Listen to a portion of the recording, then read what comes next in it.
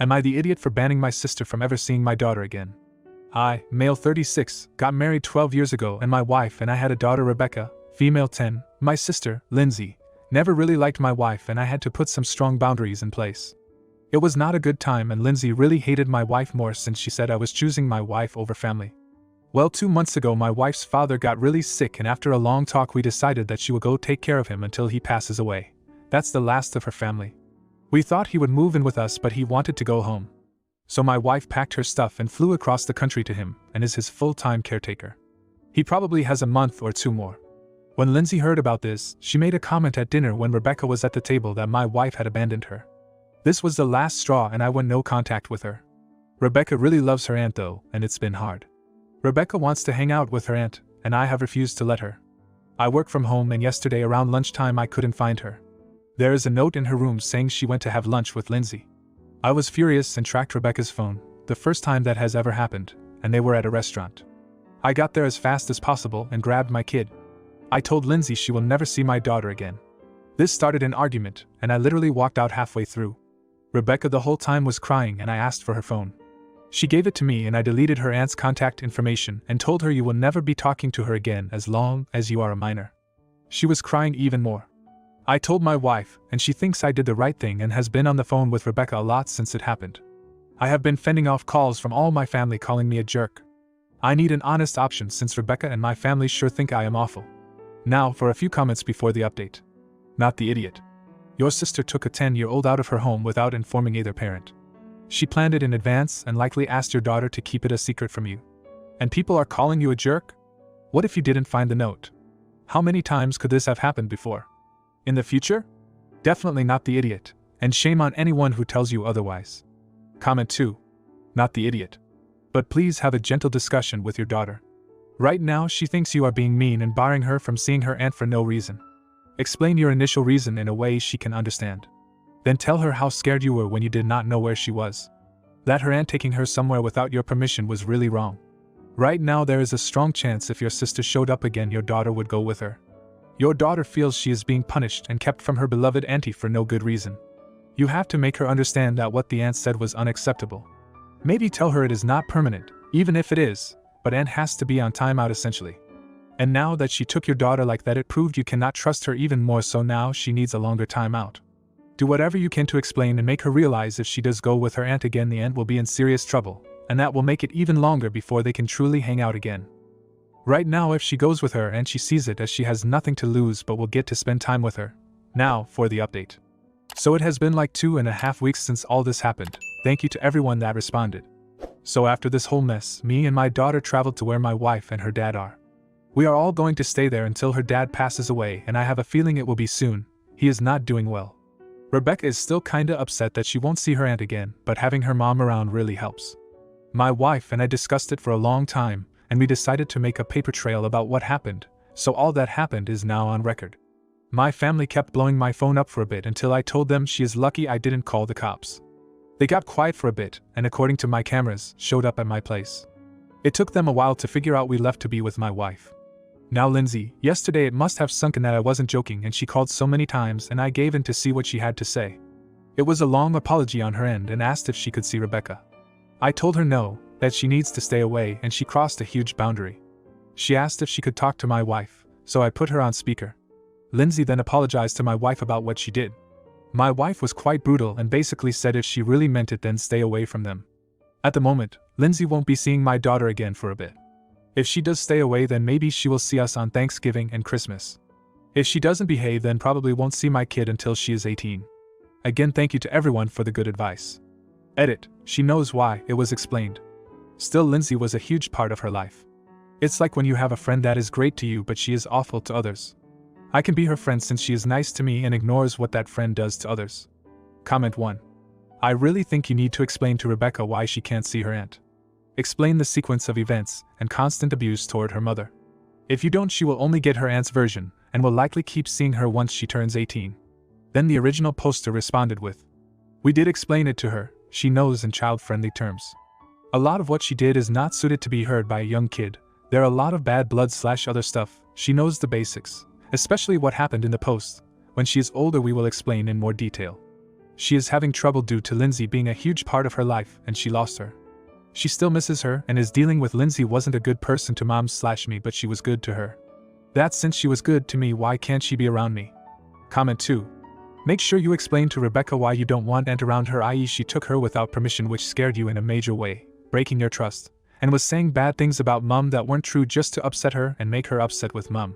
She may not understand the full scale of the kidnapping now, but in 10 years, she is going to look back and be horrified that you had to be patient and understanding for her missing someone that literally kidnapped her after telling her that her mom abandoned her. Now, for the next story. Am I the idiot for telling my brother why I don't talk without my father? I, male 32, do not have a good relationship with my dad, male 59, the reason being the pressure he put me on. If I had anything less than a 90 out of 100, he would be disappointed at me and tell me I was a failure, and I would never be anyone in life. I still remember him and my mom, female 59, fighting. She always defended me saying I was doing my best, but he would always scream that my best wasn't enough. When I was 12 I got 83 out of 100 in a math test, and I freaked out. I remember coming home crying. Thankfully my dad was at work and I begged my mom not to tell my dad. I guess seeing a 12-year-old boy freaking out for a grade that even the teacher thought was great was enough, and my mom divorced my dad. I believe that was the moment he understood he screwed up and tried to apologize. My mom always wanted me to have a good relationship with my dad, and I would stay with him one weekend a month. At 16 he had my brother with my stepmom, and I had to see the same man who called me a failure to be the best dad to my brother. At 18 I cut my dad and his family off with the exception of my grandparents and my uncle. 1 year ago my grandfather passed away, and at his funeral I saw my dad and his family. My dad briefly looked at me and then turned his head down in shame. My uncle came up to me. He said he understood if I did not want to talk to my dad but asked if I would talk with my brother. I said yes, and I met with him outside. We had a great conversation, and in the last year he has met my wife and children, and we have a good relationship. A few days ago, my brother asked why I didn't talk to our dad. I told him what I wrote here and more. In the end I told him our dad wasn't good to me, but that did not mean he should stop talking to him. Yesterday my uncle called me and said my brother and my father fought because of what I shared with my brother. Now for a few comments before the update. Comment 1. Childhood trauma is very hard to move past because it happens in our formative years. I know this from personal experience. You weren't trying to cause problems, just explain why you do what you do. I had the same kind of talk with my brothers about 20 years ago. Not the idiot. Comment 2. Not the idiot. Your brother asked, and you answered truthfully. You told him that your relationship with your father shouldn't affect him. You're not responsible for your father's past actions. It was probably hard for your brother to hear that, and face his own disappointment towards your dad because he had a different experience. That is just something your dad and your brother are going to figure out how they're going to get through in their relationship on their own. Now for the update. So, a few people have advised me to talk with my father and reconnect with him. I won't do that. It's hard to explain. Although I don't hate him, the trauma is too much for me to handle. I talked with my brother. He told me he fought with our dad because he believed what our father did to me was unforgettable, and my brother blames our father for never having a brother. I told him that I will always be his brother no matter what, and that our father has learned from his mistakes. My brother asked them why didn't I forgive him, and told him what I wrote here. They are talking again, so overall this went better than what I expected. Comment 1. My heart goes out to you. OP.